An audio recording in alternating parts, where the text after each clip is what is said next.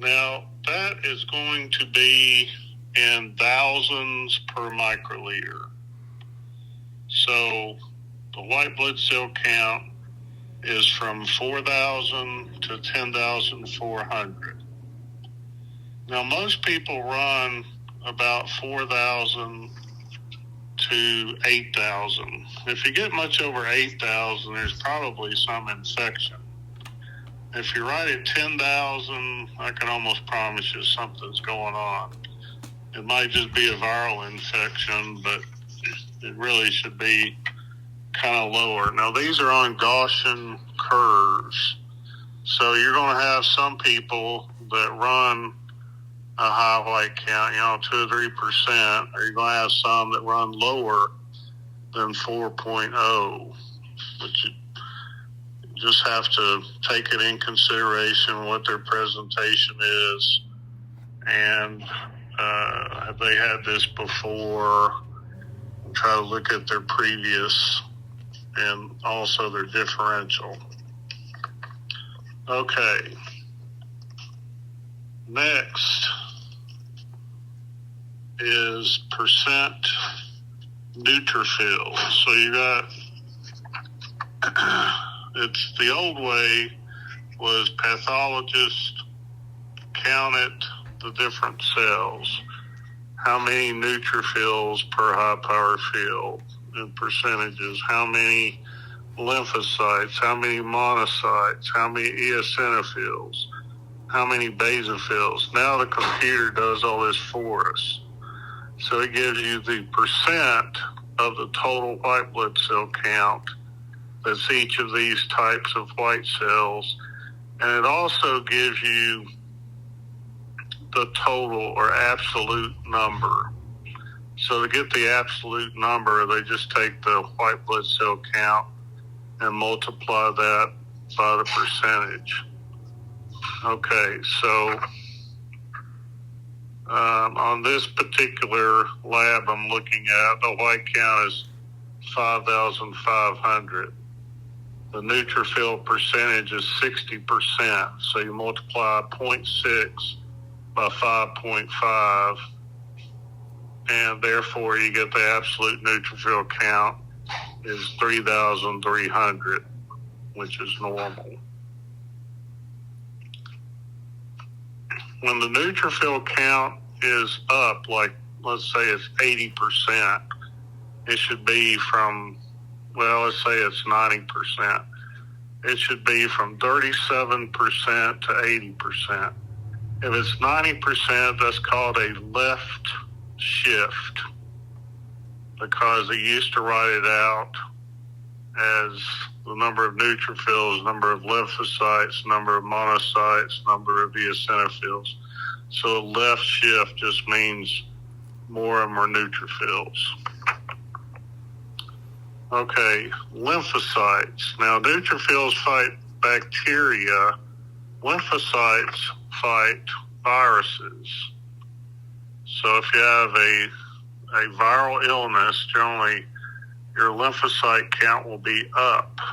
Now, sometimes viruses suppress the lymphocyte count and make it go down, i.e.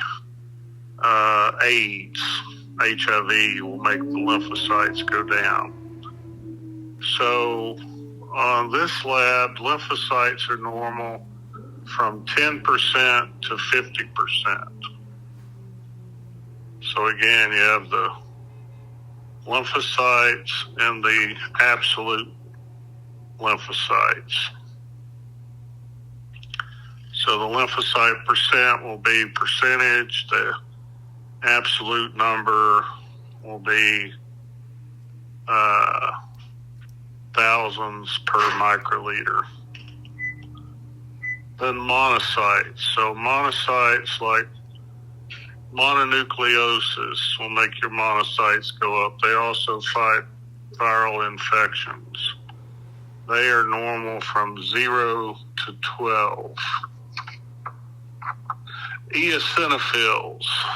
So they are the white blood cell that fight worms. If you have hookworm, roundworm, strongyloides, any of these parasites, the eosinophils actually fight them.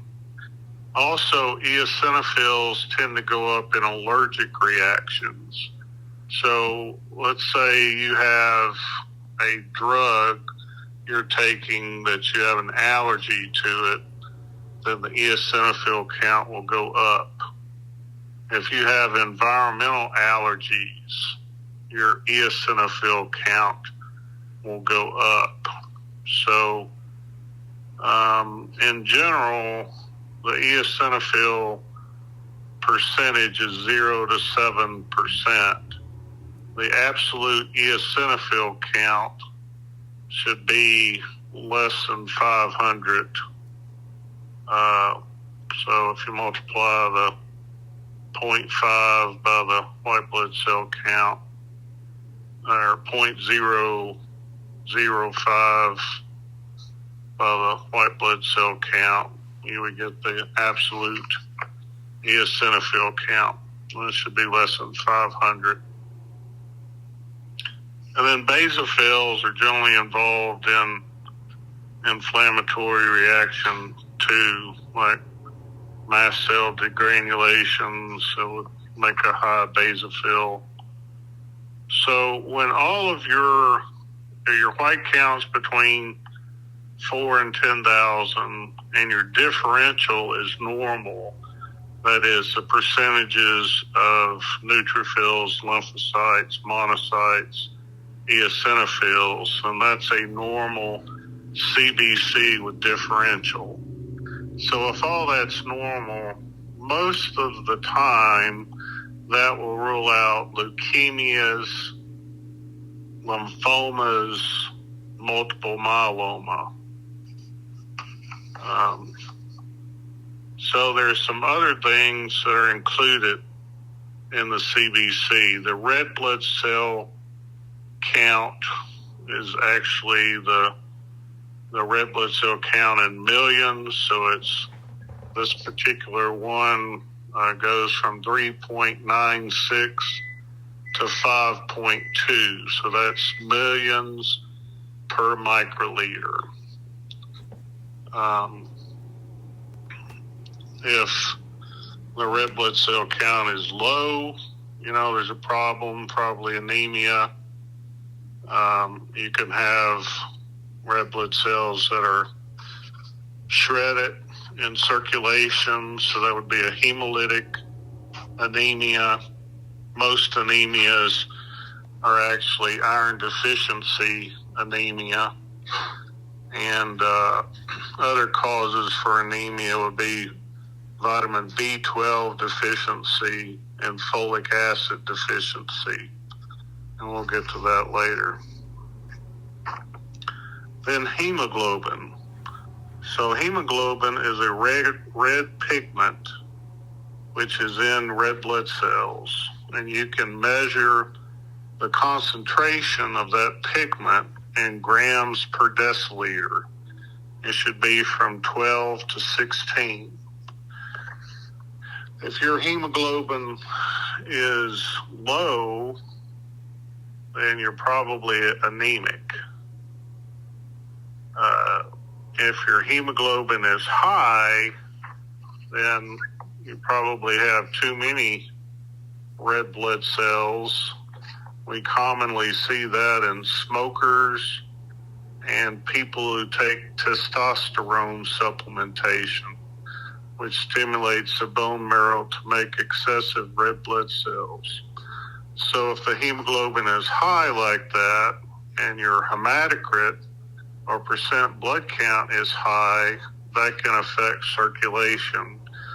The blood becomes very viscous, like Karo syrup. So if somebody has a hematocrit of, say, 55% or greater, that's a risk factor for stroke or heart attack because of that phenomenon. All right, hematocrit. So if you spin a column of blood, you will have red blood cells on the bottom and serum on the top. And if you measure that, the percent red blood cells out of 100% will be the hematocrit. So let's say half of it is red blood cells, half of it is serum. That would be a hematocrit of 50%. If, let's say, 4/10 of the column was composed of red blood cells, then that would be a hematocrit of 40%, etc. MCV, that's mean corpuscular volume. So how big are the red blood cells? That's in FL measurements, 80 to 100.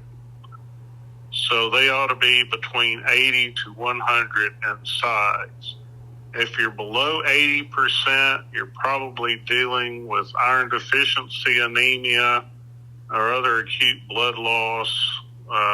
Other common things would be malaria, or people that have sickle cell disease, or some kind of hemoglobinopathy.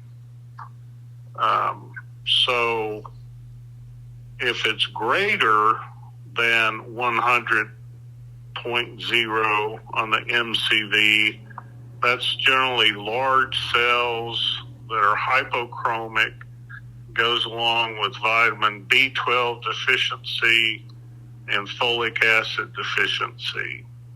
So people with B12 deficiency either don't have enough meat or things that have B12 in them.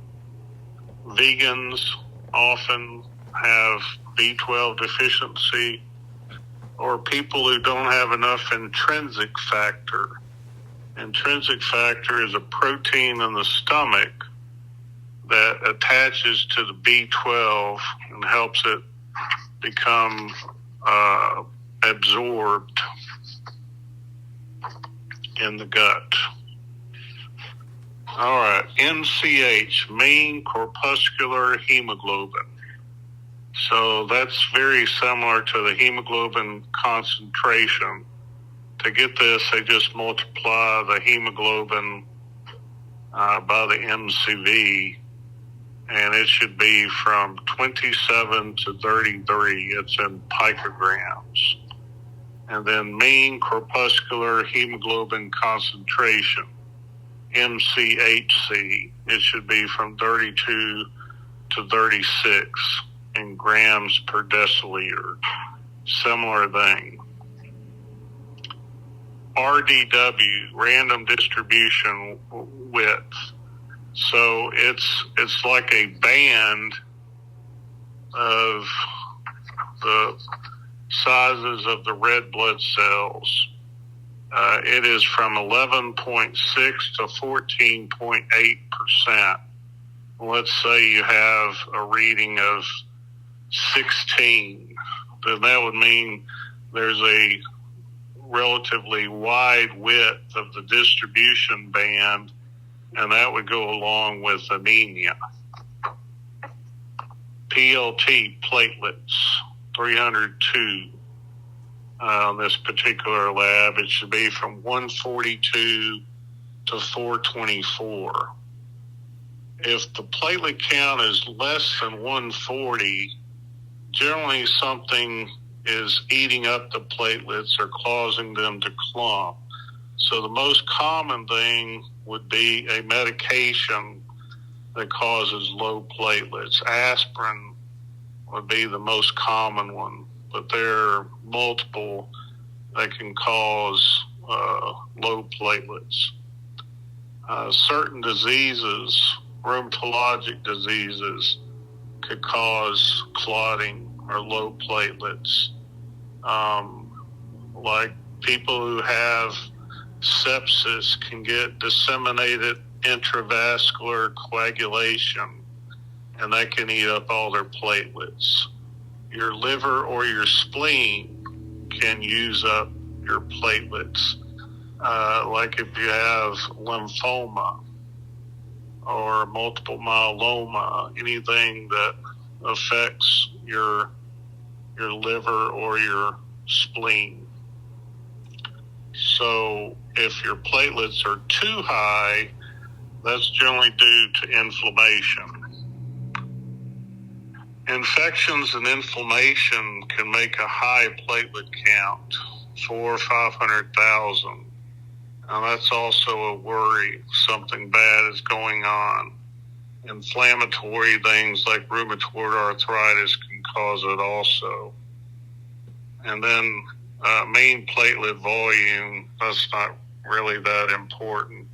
It's an FL, and it's 0 to 99. We don't really use that much. So that's the CBC and differential.